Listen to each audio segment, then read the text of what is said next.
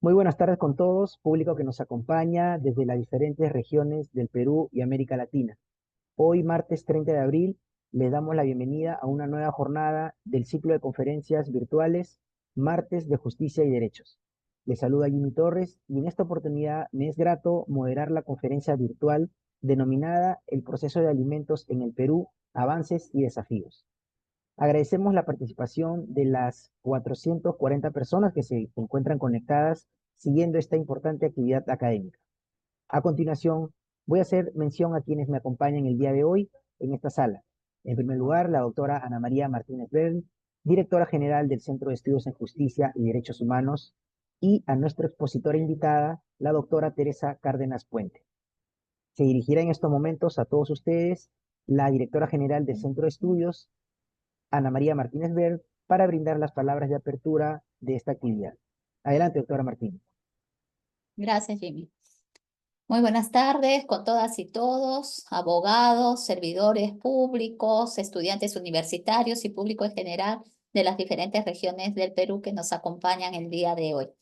A nombre del Centro de Estudios en Justicia y Derechos Humanos del Ministerio de Justicia y Derechos Humanos, les damos la más cordial bienvenida al programa Martes de Justicia y Derechos, que es un espacio del Centro de Estudios, un espacio académico para poder justamente tocar temas de gran interés, como es el que nos convoca el día de hoy. La conferencia de hoy día se denomina El proceso de alimentos en el Perú, avances y desafíos. Y nuestra expositora invitada es la señora Teresa Cárdenas Puente, quien actualmente se desempeña como jueza titular del primer juzgado especializado de familia de la Corte Superior de Junín, a quien agradecemos por estar con nosotros en este espacio académico dirigido a ustedes, ciudadanos en general. Al ser la demanda de alimentos el proceso que mayor carga genera en nuestro sistema de administración de justicia, se hace necesario reflexionar acerca de la situación actual con el objetivo de señalar cuáles son las falencias que persisten y asimismo en qué ha mejorado para su celeridad. Agradecemos a todos ustedes, participantes que se encuentran conectados. Estamos seguros que esta conferencia será de gran utilidad para todos ustedes. Bienvenidos a todos y todas. Muchas gracias. Muchas gracias, doctora Martínez. He de mencionar, estimados participantes, que nuestra expositora contará con 60 minutos para desarrollar su ponencia y al finalizar daremos paso a una breve ronda de preguntas. En caso deseen realizar alguna consulta, pueden escribirnos a través de la ventana del chat de esta plataforma. Rápidamente entonces presentamos la ponencia de la doctora Teresa Cárdenas, previa lectura de su reseña. La doctora Cárdenas Puente es abogada, maestra en solución de conflictos por la Universidad San Martín de Porres, doctoranda en Derechos Humanos en la Universidad Internacional Iberoamericana de México. Ejerce la docencia en la Universidad Continental y en la Academia de la Magistratura, específicamente en el programa de formación de aspirantes a la magistratura de actualización profesional. Ha sido miembro del Consejo Consultivo y vocería en materia de infancia del Poder Judicial ante el Ministerio ante el Ministerio de la Mujer y Poblaciones Vulnerables y miembro de la Asociación Peruana de Mujeres Juezas del Poder Judicial del Perú. Actualmente se desempeña como jueza titular del primer juzgado especializado de familia de la Corte Superior de Justicia de Junín. Adelante, doctora Cárdenas. Buenas tardes. Bien, buenas tardes con todos. En principio, mi saludo y agradecer la invitación a la doctora Ana María Martínez, directora del Centro de Estudios del Ministerio de Justicia, y también por la importancia que se le da a este tema de derecho de alimentos, que pareciera un tema sencillo, pero que digamos también tiene algunos detalles para poder conversar.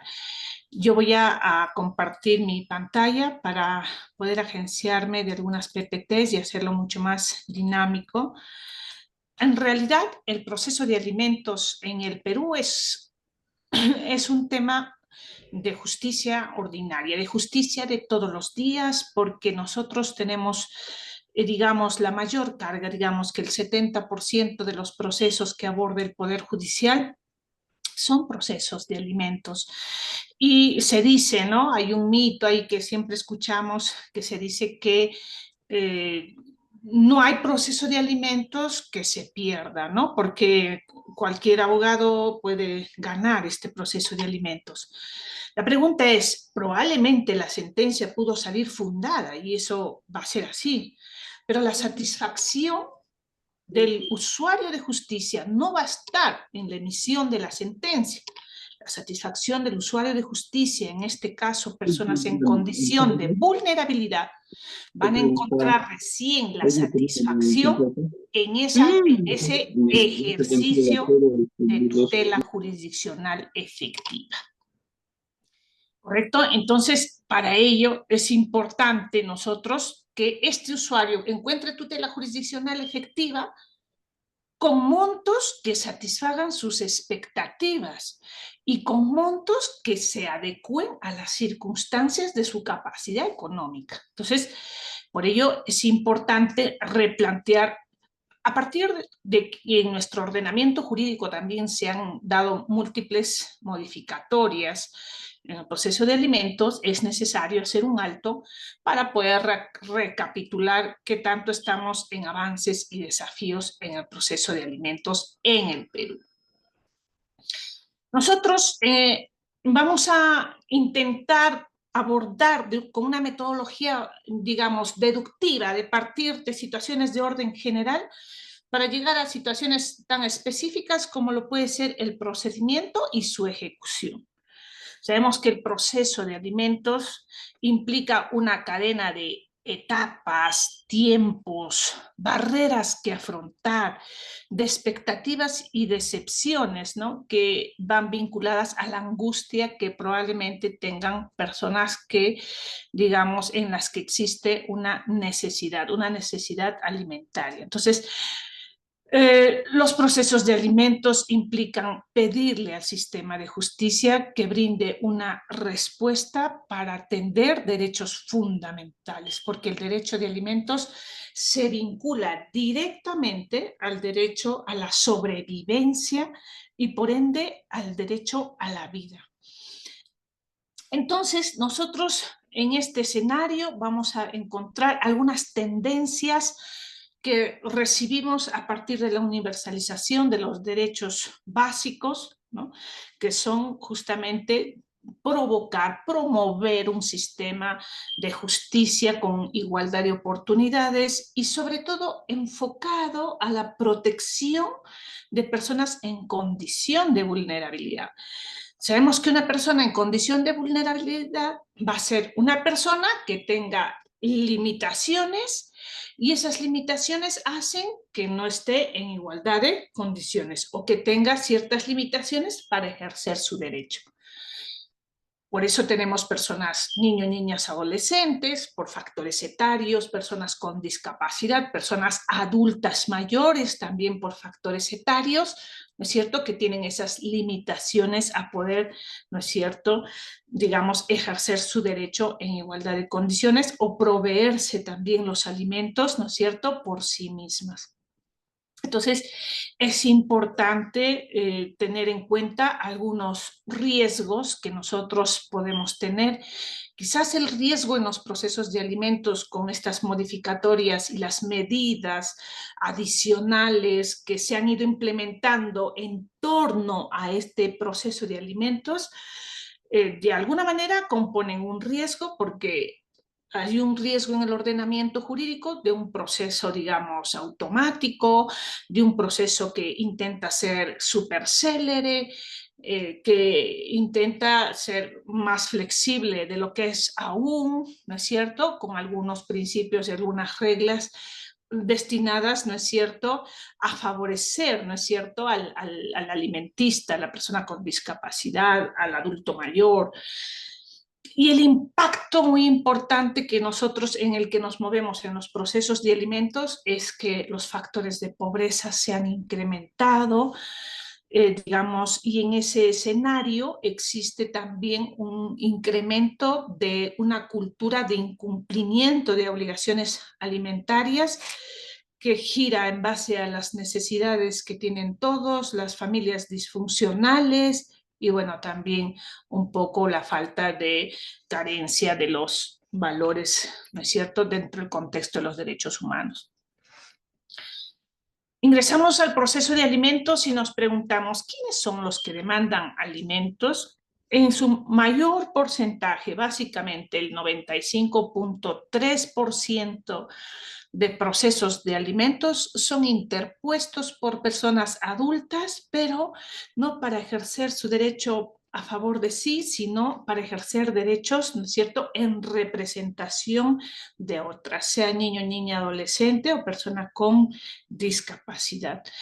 Y en este 95.3% encontramos, ¿no es cierto?, quienes con mayor incidencia lo son, ¿no es cierto?, las mujeres, que son las que demandan, lo cual nos quiere decir que todavía tenemos una idea patriarcal de entender que la mujer es la única que asume las responsabilidades del hijo, ¿no?, o de la hija. Sin embargo, existe un 4.4 y esto para el año 2023 se ha duplicado un 8.2% de demandas que han sido formuladas por varones también en el ejercicio de su derecho, ¿no? Entonces, vamos avanzando de a pocos quizás. Y bueno, ¿quiénes son los beneficiarios? Es muy importante para nosotros identificar quién es el titular del derecho al final del día, ¿no? Porque el titular del derecho va, digamos, a marcar la proyección del procedimiento, porque el sistema quiere satisfacer esas limitaciones, esas necesidades de orden urgente, de orden humano, que decíamos vinculado mucho al derecho a la sobrevivencia, al derecho a la vida. Entonces, la mayor, digamos, parte de personas en condición de vulnerabilidad que recurren buscando tutela jurisdiccional efectiva en procesos de alimentos, obviamente son los niños, adolescentes, representados por sus progenitores, quienes tienen la tenencia, o también pueden ser familiares que pueden tener la tutela o estar bajo su cuidado, en su mayor parte, y también ya vamos advirtiendo en el escenario de la administración de justicia que existen adultos mayores, ¿no?, que por factores etarios ellos no pueden acceder a oportunidades laborales y también porque por los mismos factores etarios tienden a contextualizar enfermedades o limitaciones de orden físico, sensorial, ¿no es cierto?, que va a limitar también su capacidad para proveerse los alimentos por sí mismos, y también un poco tanto las personas con discapacidad, ¿no es cierto?, con limitaciones físicas, mentales o sensoriales que requieren un apoyo, un soporte por parte de la familia. Entonces, si nos damos cuenta, el proceso de alimentos se mueve en un escenario de conflictos familiares, ¿no?, que son los más frecuentes, que son los que causan mayor dolor, porque en ese contexto hay relaciones afectivas, paterno-filiales, ¿no es cierto?, que, digamos, no se discuten en el proceso, pero que sí están. Entonces, estos conflictos se presentan en el ámbito de la familia, puede permanecer intacta, pueden haber situaciones de desenlace o de separación. Hoy en día, digamos que la función que tiene el juez de familia, la función que tiene, digamos, el juez que va a ver estos asuntos familiares, ya no solamente es como dice el artículo 3 del Código Procesal Civil, que brinda una solución frente a un conflicto de relación jurídica familiar, no una respuesta, una solución, sino aparte de ello va a tener una función protectora, una función, ¿no es cierto?, de provisión. ¿no? Entonces, esto importa mucho porque esto es un efecto reflejo del proceso de constitucionalización que nosotros hemos tenido en nuestro ordenamiento jurídico y sobre todo en la especialidad de familia, donde, digamos, la óptica de los procesos también se trabaja con un enfoque de derechos humanos para, ¿no es cierto?, nosotros brindar tutela y protección, sobre todo a personas en condición de vulnerabilidad. Muy importante, antes de entrar al proceso y a su ejecución, es ver algunas cuestiones de orden general, como decíamos, y es importante tener sobre la mesa el principio de corresponsabilidad parental.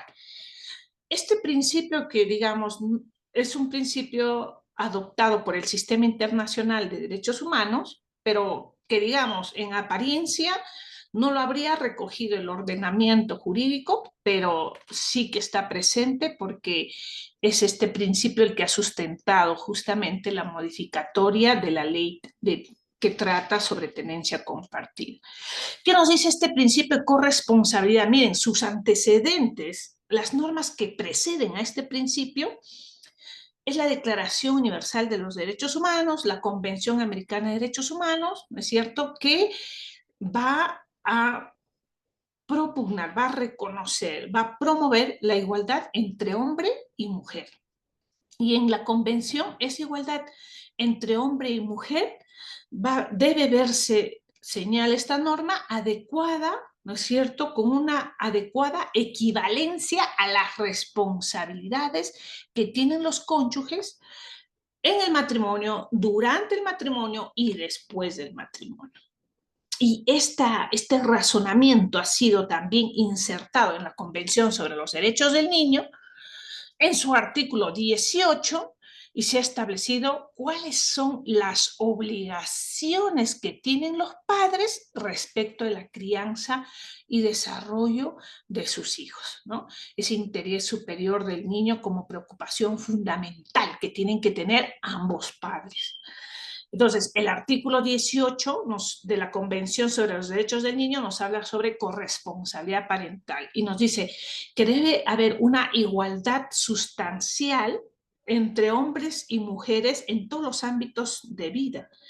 Por ello es que esta norma señala que ambos progenitores deben de tener un rol activo en la toma de decisiones fundamentales respecto a sus hijos. Un rol activo en la protección y en el cuidado de los hijos, de manera equitativa, ¿no es cierto?, sin ejercer desequilibrios.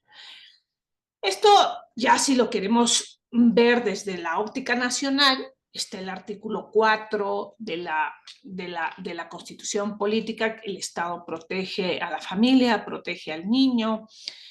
También otras normas como el artículo 92, 93 del Código de los Niños Adolescentes, que específicamente señala esa obligación alimentaria que tienen los progenitores, los cuidadores o los miembros de la familia extensa también, en caso de adultos mayores, ¿no?, para proveer esa obligación alimentaria. Miren, detrás de la obligación alimentaria, de esta categoría jurídica de obligación de prestar alimentos, detrás de eso hay un principio que lo mueve y que es importante también comentarlo, que es el principio de solidaridad como valor deóntico que tiene la norma.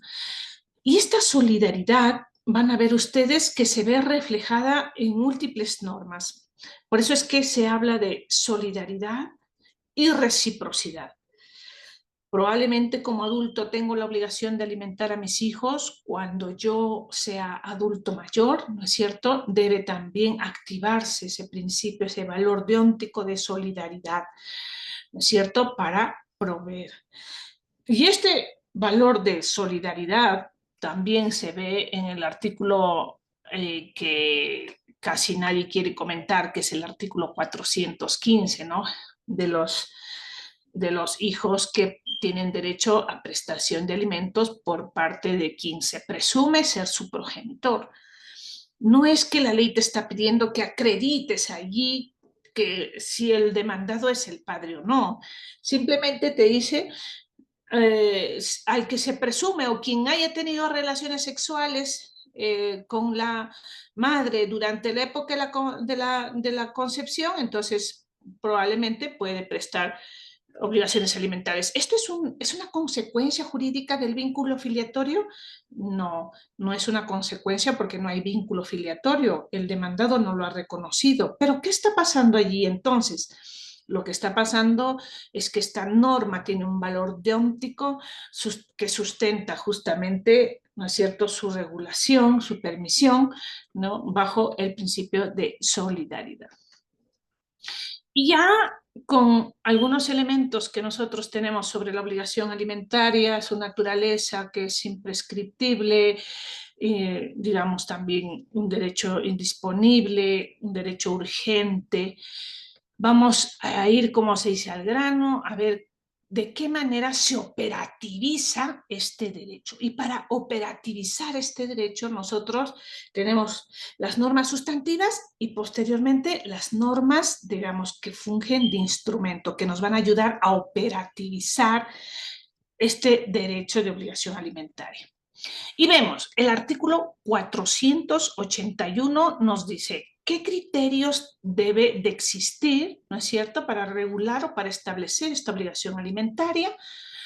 Pues dice el juez, en proporción a las necesidades de quien los pide y a las posibilidades de quien debe darlos, debe establecer un monto, pero atendiendo además a las circunstancias. Entonces, aquí tenemos dos dimensiones, dos indicadores fundamentales: estado de necesidad y capacidad económica.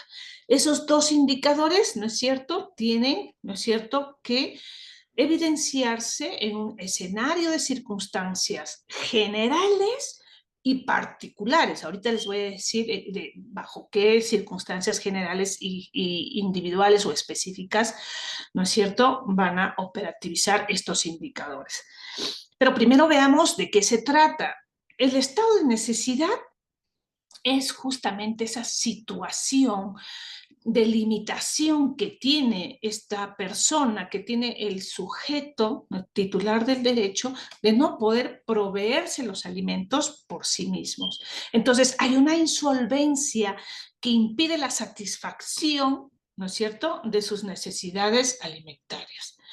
Respecto a los niños, niñas, adolescentes menores de edad, como están en proceso de desarrollo, no han adquirido su capacidad física, emocional y psicológica, el estado de necesidad se presume juris tantum. Entonces quiere decir que no voy a ser, digamos, riguroso en probar un estado de necesidad, digamos, básico o general, salvo que en ese estado de necesidad existan circunstancias adicionales que intensifiquen ese estado de necesidad. ¿Qué circunstancias adicionales van a intensificar aquello que se presume? Por ejemplo, la enfermedad que pueda tener un niño adicional que genere mayores necesidades, ya no solamente de alimentos, sino en el ámbito de salud, tratamientos, si estamos con niños con epilepsia, con niños con autismo, que van a requerir, ¿no es cierto?, también atención de salud. Y sabemos que el concepto de alimentos también abarca de manera integral salud, educación y los alimentos propiamente dicho de los que se puedan proveer. A diferencia del estado de necesidad de las personas adultas, llámese personas que pueden de repente tener un estado de necesidad por su condición de cónyuge, ¿no?, de conviviente, digamos, de progenitor. Van a haber personas adultas, incluso mayores de 18 años que estén estudiando, ¿no?, personas mayores de edad. Pero en ese escenario, ¿no es cierto?, sí desaparece la presunción. Y lo que vamos a verificar nosotros es que realmente, a pesar de que el sujeto, ¿no es cierto?, digamos, pueda, digamos, decir que está en ese estado de necesidad, necesito, ¿no es cierto?, probar que se encuentra realmente en un estado de necesidad, que carezca de medios económicos o de condiciones para poder obtener un trabajo o proveérselos por sí mismo, etc. Entonces, ese va a ser mi primer indicador, estado de necesidad. El segundo indicador es la capacidad económica. Por un lado está la necesidad que nosotros pretendemos atender, y por el otro lado, la capacidad económica con el que el obligado va a tener que responder a esa necesidad. Entonces, en capacidad económica vamos a tener aquellas posibilidades, circunstancias referidas a los ingresos económicos que pueda tener el obligado a dar alimentos. Entonces, esta capacidad económica, dice el artículo 481, que no se ha modificado, probablemente no va a ser pasible de una investigación rigurosa, ¿no? Porque lo que se quiere justamente es brindar una respuesta, ¿no es cierto?, en tiempo oportuno. Sin embargo, en capacidad económica, es importante señalar y hacer un paréntesis que la capacidad económica, ¿qué es lo que se define por capacidad económica? Porque muchos asociamos capacidad económica igual ingresos, ¿no es cierto?, económicos, ingresos mensuales, remuneración que percibe el señor o el obligado. Capacidad económica desde la óptica, desde la percepción del derecho civil, va a ser aquella potencialidad económica vinculada a la titularidad y disponibilidad que tiene la persona. Cada persona proyecta una capacidad económica. Es como si fuera una sombra que tenemos, ¿no? Nosotros proyectamos una capacidad económica. Y ustedes se van a dar cuenta que esa proyección de capacidad económica es la que incluso los analistas de crédito nos evalúan nuestra capacidad económica, nuestra proyección económica, para evaluar qué tanto podemos acceder a un préstamo y en qué cantidad, ¿no? Esa misma proyección es la capacidad económica. Entonces, la capacidad económica es la aptitud, la posibilidad real y suficiencia, ¿no es cierto?, del sujeto de derecho para enfrentar esa obligación. Y va a tener componentes. Uno de sus componentes pueden ser los ingresos mensuales, los conceptos que perciba por remuneración, ¿no es cierto?, mensual. Y también otro componente van a ser los bienes, muebles o inmuebles que pueda tener, porque eso también hace una, ¿no es cierto?, me magnifica cuál es su proyección económica. Los frutos civiles, los arriendos que puede percibir adicionalmente por el alquiler del vehículo que tiene, por el alquiler, ¿no es cierto?, de bienes inmuebles, de casas, viviendas, etc. Derechos a creencias, regalías que puede recibir, ¿no es cierto? Puede recibir un porcentaje de utilidades, puede recibir porcentajes como beneficios económicos, digamos, todo lo que esté a su libre disposición, que tenga un valor económico, va a reflejar su capacidad económica, ¿no? Entonces, todo ello es un soporte económico. Normalmente en los procesos de alimentos, lo que hacemos es decir, el señor tiene tal actividad o el obligado tiene tal actividad y por ende percibe, ¿no es cierto?, su ingreso económico mensual es de tanto, ¿no? Pero normalmente no dibujamos toda la capacidad económica que tiene en realidad el obligado. Ahora, bajo esas circunstancias, nosotros vamos a establecer también reajustes. La pensión de alimentos es una, digamos, es una condición establecida en circunstancias, decíamos, ¿no?, en circunstancias en las que van a moverse o van a evaluarse estos indicadores de estado de necesidad y capacidad económica. Entonces, no es y las circunstancias no son estáticas, son dinámicas. Y por eso el artículo 482 nos dice, ¿no?, que la pensión de alimentos se va a incrementar se va a reducir de acuerdo al aumento o a la disminución de esos indicadores que tenemos, del estado de necesidad del alimentista y de las posibilidades o de la capacidad económica que tenga el obligado. Ya si se estableció en porcentajes, se entiende, ¿no es cierto?, que la capacidad económica va en incremento, ¿no es cierto?, de acuerdo al porcentaje. Pero a veces esto no tanto es así, porque probablemente la pensión fue fijada en porcentaje, pero adicionalmente hay una circunstancia adicional, una circunstancia específica, ¿no es cierto? Imagínense que esta persona, ¿no es cierto?, su condición, su nivel de vida ganado, hoy en día es ministro, ¿no es cierto?, tiene una cartera ministerial, entonces no vamos a seguir pensando en su remuneración también, ¿no? Entonces hay situaciones que pueden, ¿no es cierto?, adicionar. Entonces, este reajuste se va a producir de acuerdo a las variaciones. ¿Y cuáles son las variaciones? Incremento o reducción. Podemos incrementar, que ustedes lo conocen como aumento de pensión de alimentos, o reducción de pensión de alimentos. Y estas pretensiones van a ir ligadas a estos indicadores de estado de necesidad y capacidad económica. Es decir, si han habido circunstancias generales o específicas que han hecho que estos indicadores, estas variables, ¿no es cierto?, dependientes, dicho sea de paso, han sufrido un impacto o se van a ver reflejadas de alguna manera en estas variables de estado de necesidad y capacidad económica, entonces podemos modificar el monto de la pensión de alimentos. Y aquí es lo que habíamos reservado este tema en las circunstancias para poderlo evaluar con mayor detenimiento. Miren, nosotros para poder evaluar estas circunstancias que existen tanto en el estado de necesidad como en la capacidad económica, y esas mismas circunstancias se incrementan o se reducen, vamos a evaluarlo en aumento o en reducción de alimentos, necesitamos, ¿no es cierto?, comprender cómo operativizan estas circunstancias con estos indicadores. En principio hay circunstancias generales que vamos a separar y circunstancias específicas.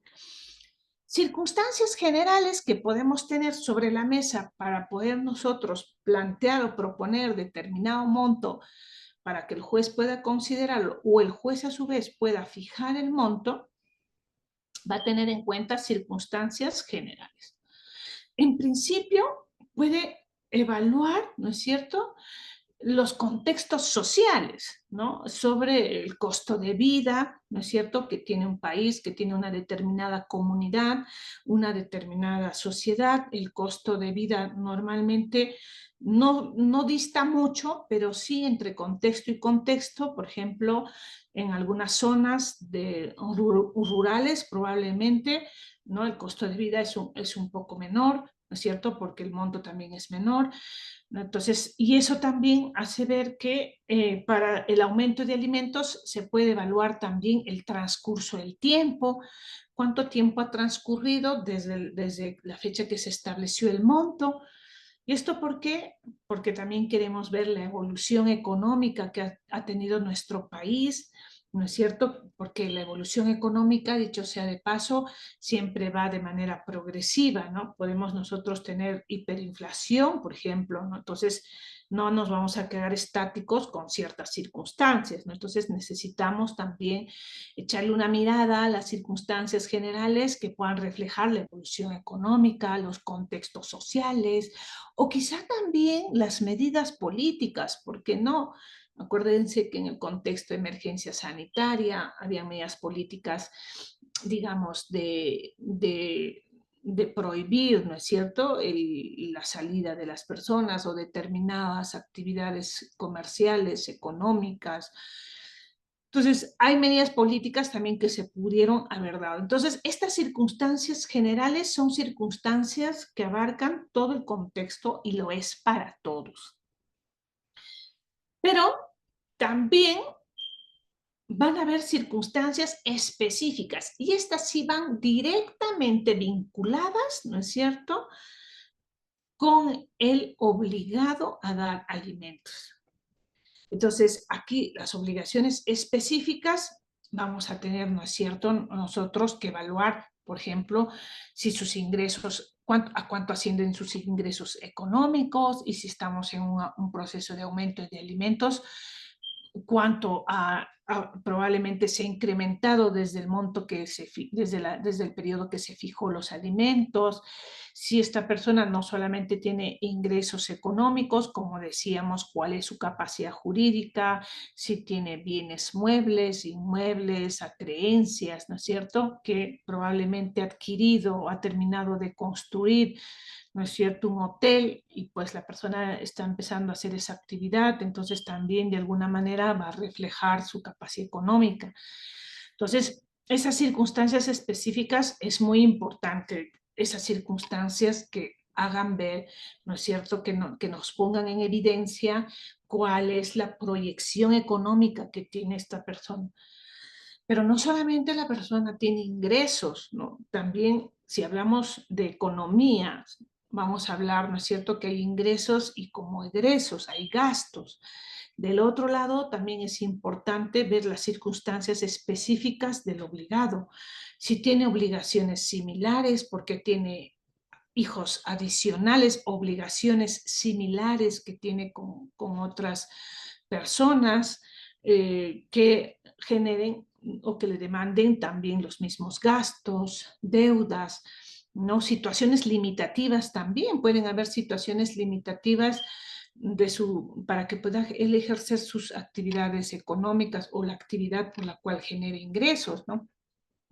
Probablemente tuvo un accidente, está hospitalizado, está recluido en un centro penitenciario. Me acuerdo mucho que había una persona que básicamente quería que se le aplique lo mínimo cuando el delito por el cual ingresó al centro penitenciario es un delito especial, anticorrupción, peculado o enriquecimiento ilícito. En esas circunstancias tampoco vamos a tener en cuenta eso como una situación limitativa, ¿no? Entonces, la circunstancia tiene que ser favorable o desfavorable para nosotros. Tener todas estas circunstancias que nos van a ayudar a justificar razonablemente por qué proponemos un monto, por qué fijamos el monto, por qué incrementamos el monto, por qué reducimos el monto.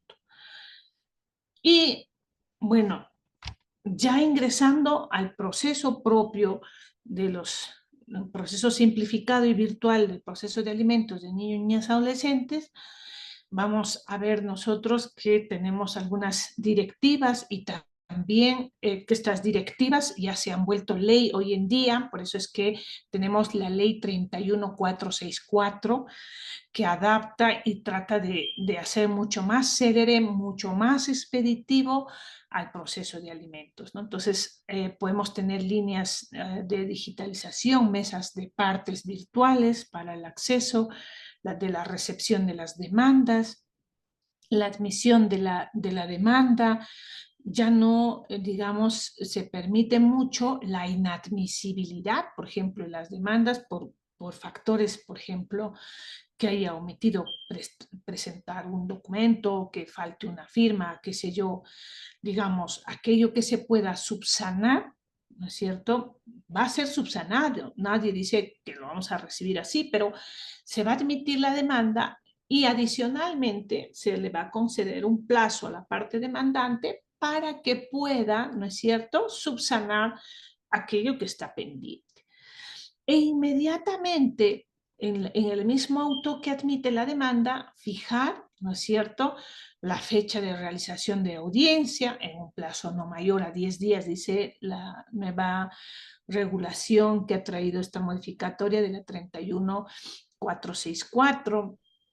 ¿no? Y el emplazamiento también del demandado, no solamente hay que poner el domicilio real del emplazado, del obligado, sino también su correo electrónico, si es que tenemos, o el número telefónico también, para tener, digamos, mayor accesibilidad en cuanto al emplazamiento.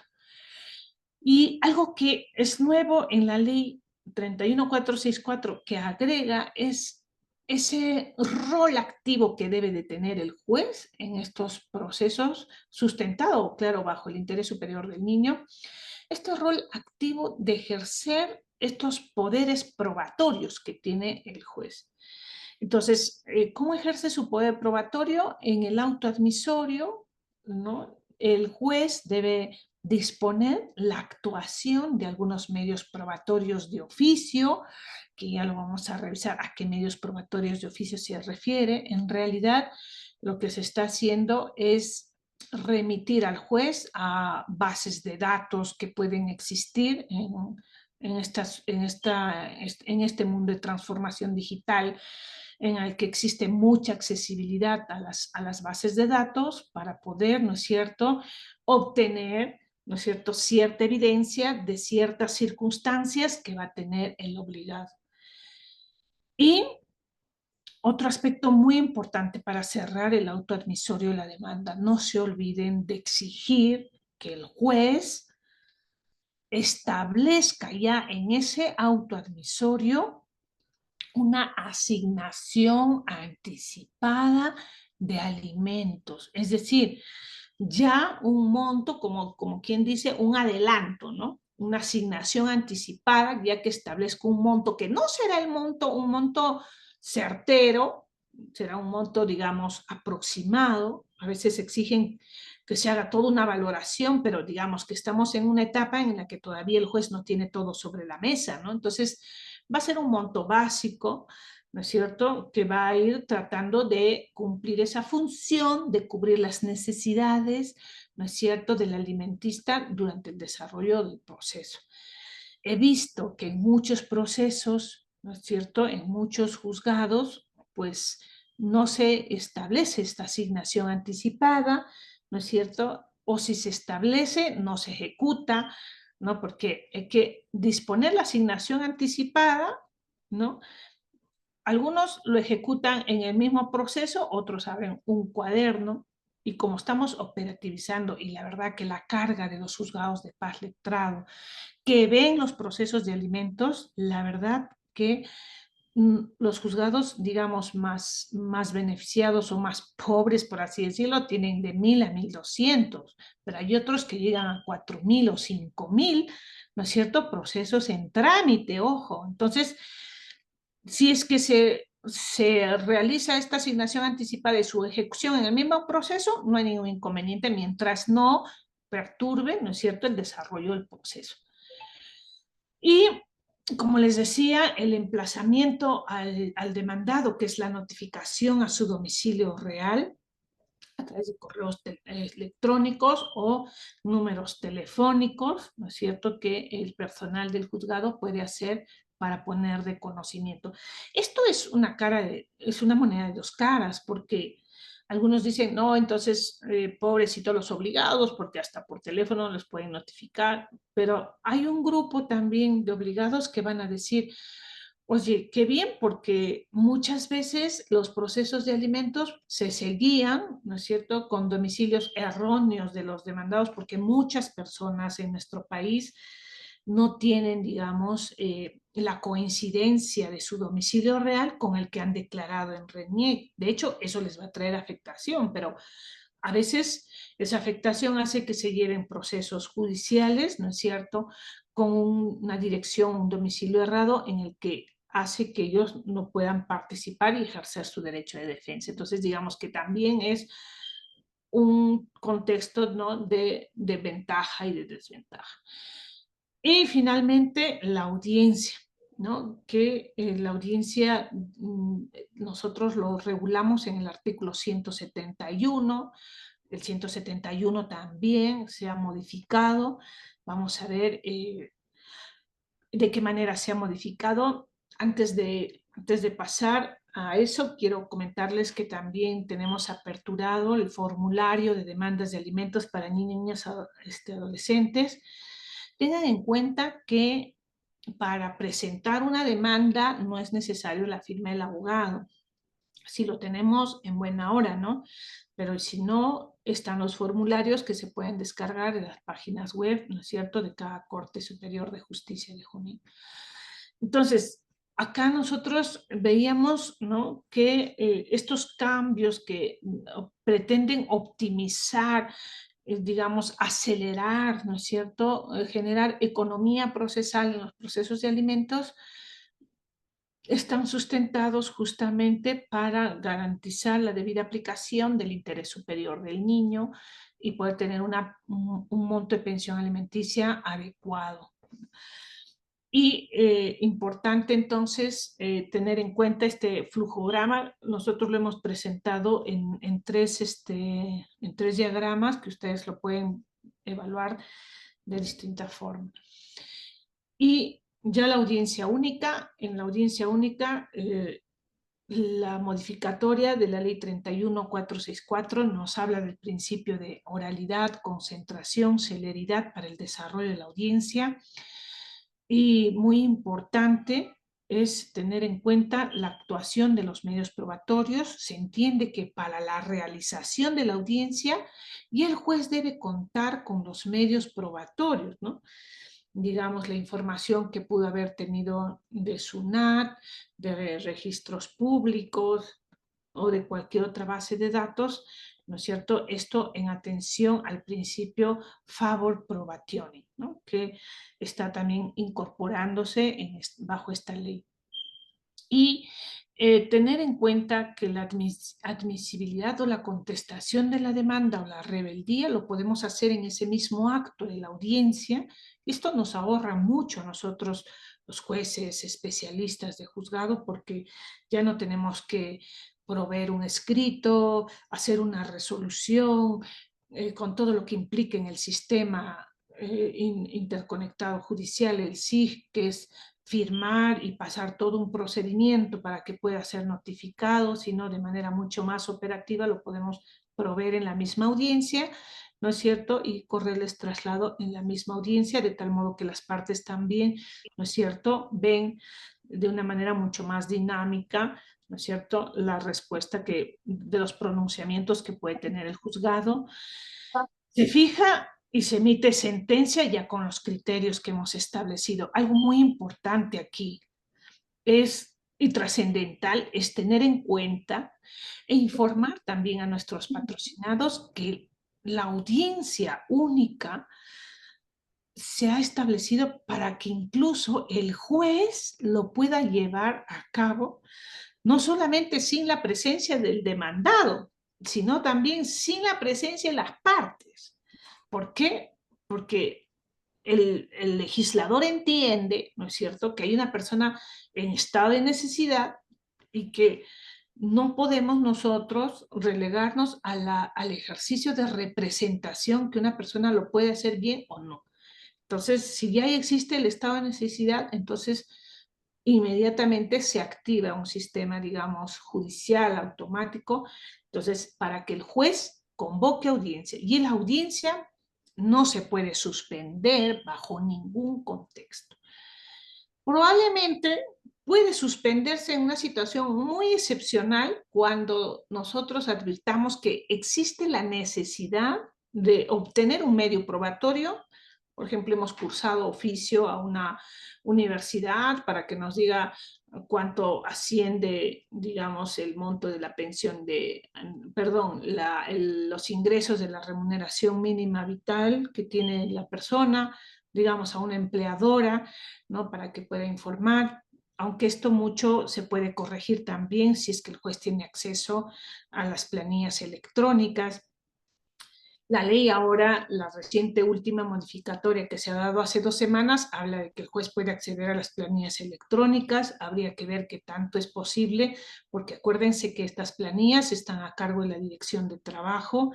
La verdad, siempre he querido acceder a ellas, no he podido. Espero que se hayan implementado los mecanismos de accesibilidad para que ello pueda ser así.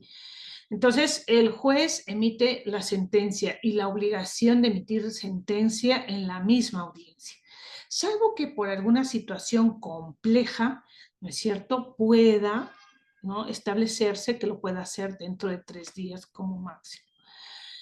Esta es la ley que les comento recientemente, el 24 de abril, ley 32.006. En realidad no es no es la gran novedad porque parte de obtener información, digamos, de SUNAT, información de la banca y seguros, de administradoras privadas de fondos de pensiones, sobre información bancaria del demandado, SUNAT o RENIEC, ¿no?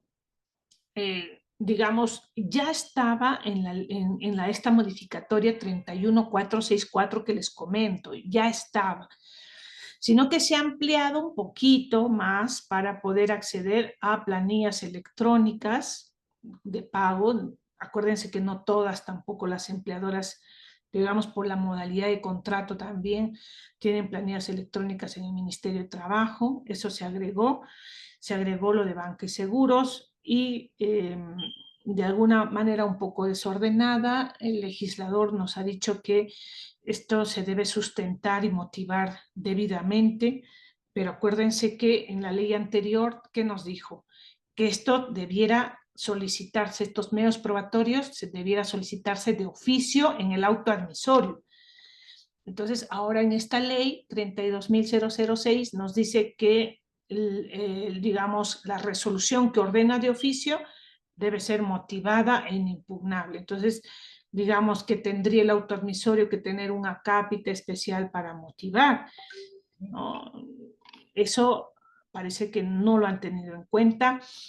Y también tener en cuenta que han agregado la posibilidad de que se pueda pedir un informe a RENIEC sobre los hijos que pudo haber declarado el obligado, ¿no? Esto, como decíamos, circunstancias que, digamos, reflejan su capacidad económica en cuanto a ingresos y esta en cuanto a egresos, ¿no?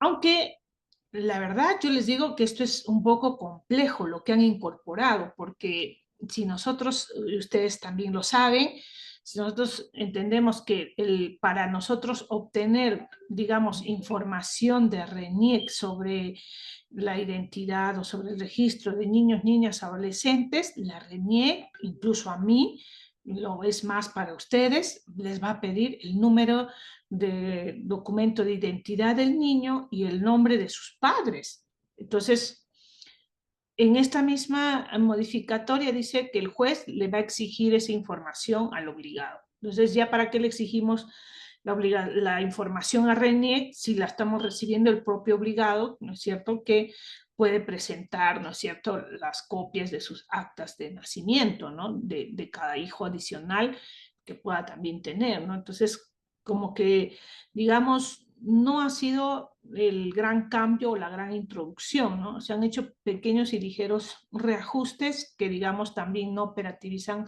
con algunas situaciones. Pero es importante hablar sobre medios probatorios, ¿no?, en sus 4 facetas, al momento de ofrecer, de admitir, de actuar y de valorar. El juez puede ingresar algunas bases de datos, pero si lo puede hacer el juez, también considero que ustedes como abogados también lo pueden hacer. Ingresar a bases de datos públicos, como las bases de datos de salud, para ver si es que hay digamos, un seguro de salud dependiente, ¿no es cierto?, a partir de una situación de algún tipo de relación laboral. Lo de SUNAT. En SUNEDU también vamos a encontrar una base de datos muy importante que nos permite ver la condición del obligado, si este es profesional, es bachiller, qué tipo de profesión tiene, doctorado, maestría, etcétera. Y muy importante, quizás lo que se olvidaron en el legislativo, es la Dirección de Transportes cuenta con una base de datos pública increíble, porque ahí ustedes van a ver la habilitación de licencias.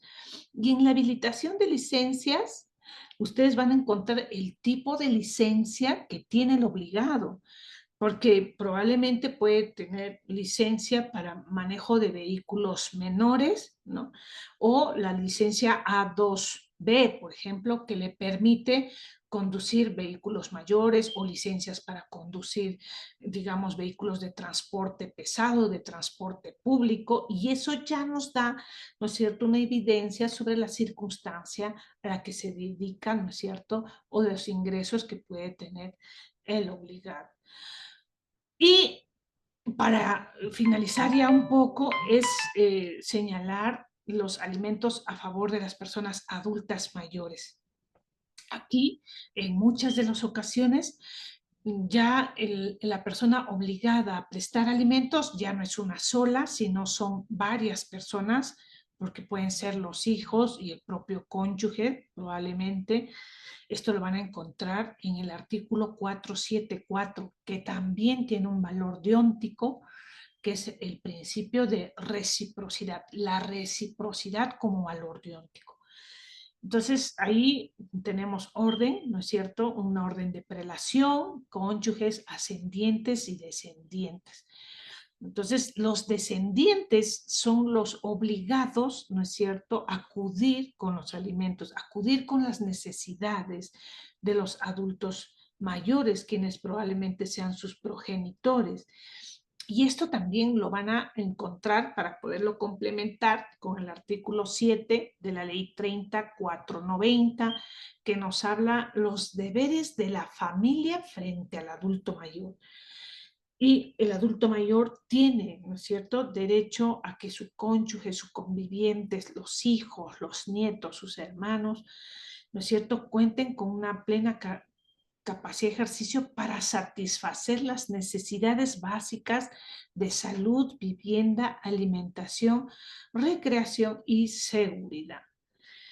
Finalmente, quiero comentarles la directiva 022-2022 del Consejo Ejecutivo del Poder Judicial como herramienta para que ustedes puedan tenerlo en cuenta. Esta directiva nos establece a todos los jueces, ¿no es cierto?, que luego de que el juez emita la sentencia, si el demandado no ha interpuesto recurso de apelación, en ese mismo acto de audiencia, después de que corrió traslado, ¿no es cierto?, la decisión, disponga la liquidación de las pensiones de alimentos en el mismo acto.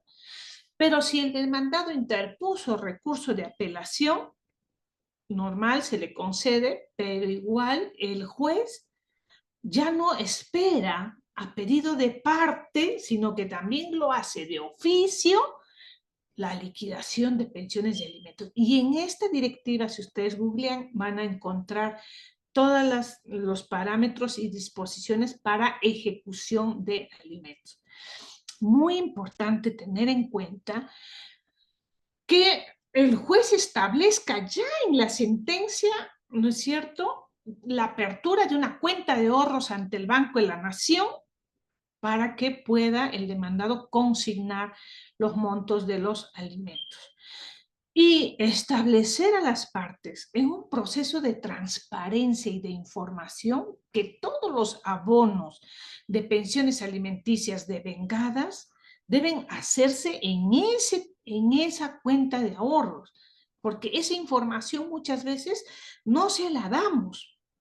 Entonces, ¿qué ocurre? Que a veces probablemente el obligado deposita en otra cuenta, ¿no es cierto?, en la que antes del proceso estuvo depositando, ¿no es cierto?, a la progenitora o a la otra parte, ¿no es cierto?, y al final, cuando quiere hacer valer sus depósitos, decimos, no, es que la cuenta autorizada era la cuenta que aperturamos en este proceso. Oye, pero no le informaste. No hubo un acápite de su derecho a ser informado, ¿no es cierto?, de la decisión judicial dentro de la sentencia. Entonces, es importante estamos sometiendo a veces esos recibos a que puedan, ¿no es cierto?, reconocerlos o no la otra parte, cuando en realidad, si el monto de la pensión de alimentos es 700 o es 500, y se ha dicho que se pagan los fines de cada mes, y el depósito de ese banco coincide, ¿no? Entonces, para no estar en ese escenario de conflictividad, si se hizo o no se hizo el pago, nos ordenamos, ¿no?, con un mecanismo de pago dinámico que nos permite una cuenta de ahorros ante el Banco de la Nación.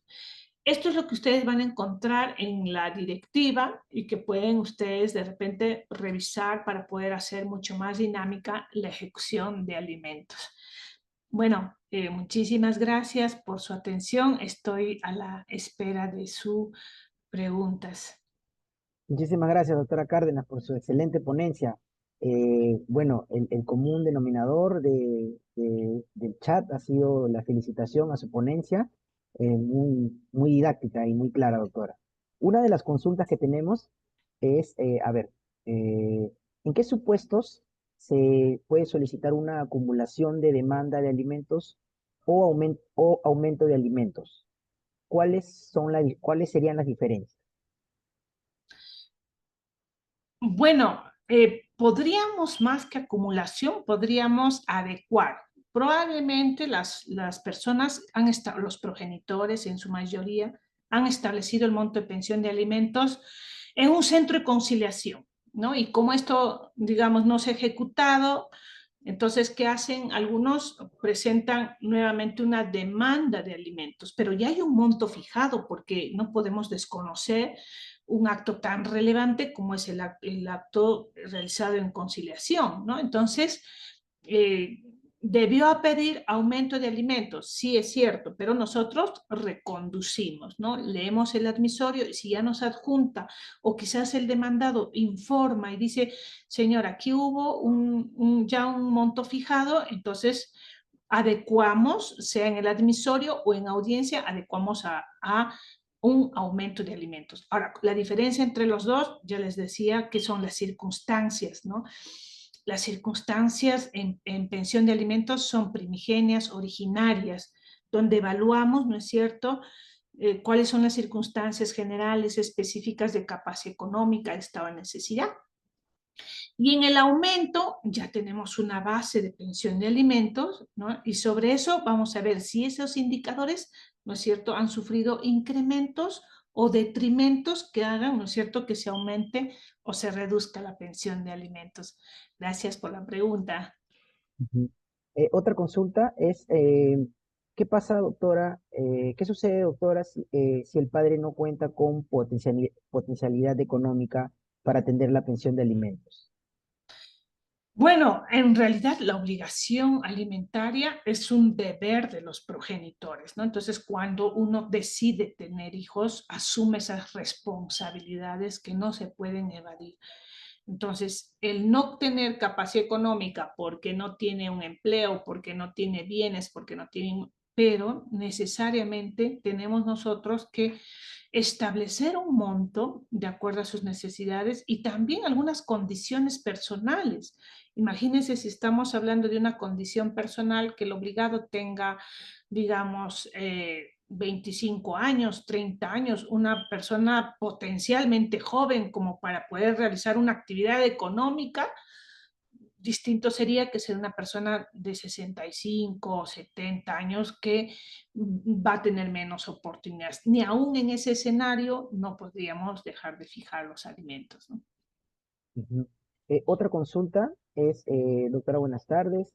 Respecto a los depósitos judiciales, desde que se dispone a emitir la orden de pago hasta el cobro del depósito judicial, ¿cuánto tiempo existe? ¿Cuánto tiempo hay? ¿Se necesita algún documento o alguna resolución para el cobro? Sí, yo recomendaría, y siempre insisto, trabajemos con cuenta de ahorros. ¿Por qué? El depósito lo hemos tratado de hacer más expeditivo en el Poder Judicial, ¿no? Para poder nosotros, digamos, el demandado hace su depósito ante el banco. Imagínense cuánto le cuesta al demandado tomar su pasaje, los costos, las externalidades, como dice Hernando de Soto, ¿no? Cuánto le cuesta hacer todo el escrito, informar al juez y decir, señor, acá hay un depósito todo el tiempo, más el tiempo que se toma el secretario de revisar todos los escritos por la cantidad de escritos. Va a haber un tiempo que no va a ser de inmediato y va a dar la información a la demandante o a la otra parte, ¿no es cierto? Miren, acá hay un depósito, ven a cobrarlo al juzgado. Hay que ir al juzgado. Entonces, hemos hecho los depósitos electrónicos para automatizar, ¿no es cierto?, su procedimiento, pero aún así yo insisto que demandan un poco de tiempo, ¿no? Entonces, va a depender, claro, hay 5 días, 10 días para atender estos pedidos, pero como les decía, hay muchos juzgados que hay mucha carga procesal, sobre todo, digamos que son los juzgados que soportan la mayor cantidad de carga procesal, Entonces, mejor es, para no perjudicar a las partes, ¿no es cierto?, tener ya una cuenta de ahorros, ¿no? Una cuenta de ahorros. Cosa que si se le pierde al obligado sus recibos, normal, no pasa nada porque el banco, ¿no es cierto?, le hace un informe incluso de todo. Porque si estamos de depósito en depósito, es gastos económicos para el cobro, tanto del obligado como de la demandante, ¿no? Entonces, más bien, optimizamos, ahorramos costos para que vayan a la obligación o a la pensión de alimentos, ¿no? Perfecto, doctora. Y bueno, un poquito para ya ir cerrando, porque sabemos que está contra el tiempo, doctora, es que quizás nos pueda comentar cuál considera usted que es el o los desafíos que se tiene respecto al proceso de alimentos. ¿Cuáles considera usted? Bueno, un desafío general sería trabajar una cultura de cumplimiento de obligaciones, porque el incumplimiento no solamente trae perjuicio para el alimentista, sino también para el mismo obligado, ¿no es cierto? Porque tiene que asumir los costos de un proceso judicial. Pero si nosotros tuviéramos políticas para adoptar el cumplimiento de los pagos y de las obligaciones alimentarias, creo que ya no estaríamos tratando de generar tantos mecanismos, porque miren, el proceso de alimentos es el que más mecanismos tiene. Tenemos incluso, no lo hemos comentado, impedimento de salida del país. Tenemos REDAM, y en REDAM no solamente es un registro de deudores alimentarios, sino que trae efectos negativos porque el niño puede salir al extranjero sin pedir autorización al progenitor o al alimentista que está inscrito en REDAM. Entonces, hemos adoptado múltiples medidas, ¿no es cierto? Pero nos está, digamos, faltando un sistema, digamos, más operativo, que ya no solamente tenga que ver con la ley, porque ya la ley es operativa, sino también con la capacidad de respuesta que podemos nosotros hacer desde la Administración de Justicia, ¿no? Y bueno, sé que hay muchas normas que se sacan a veces en contextos para optimizar el proceso de alimentos, pero que seguimos teniendo la misma carga porque los factores de pobreza siguen incrementándose. Pero, digamos, podemos nosotros informarnos también adecuadamente, porque si nosotros conocemos estas herramientas que hay, tanto de redar, incluso, ¿no?, la posibilidad de embargos. Ahora los procesos de omisión a la asistencia familiar también se pretenden, procesos penales, por cierto, se pretenden hacer mucho más céleres, mucho más dinámicos. Entonces, es un sistema al que quizás no quisiéramos llegar, ¿no? Entonces, siempre es bueno también formar políticas de educación, ¿no es cierto?, dentro de la ciudadanía para formar una cultura de pago. Así es, doctora, cultura de responsabilidad, ¿no? Excelente, doctora. Bueno, agradecerle, doctora Teresa Cárdenas, por su ponencia y también agradecer a las 1000 personas que nos vienen acompañando hasta este momento. Quiero concluir esta jornada invitando a todos los participantes a nuestra próxima conferencia el martes 7 de mayo a través de esta misma plataforma. El anuncio lo haremos en el transcurrir de los días a través de nuestro flyer publicitario en los canales oficiales del MINJUS. Doctora, muchísimas gracias a todos los participantes también. Que tengan todos ustedes muy buenas tardes y hasta otra oportunidad. Muchas gracias, doctora.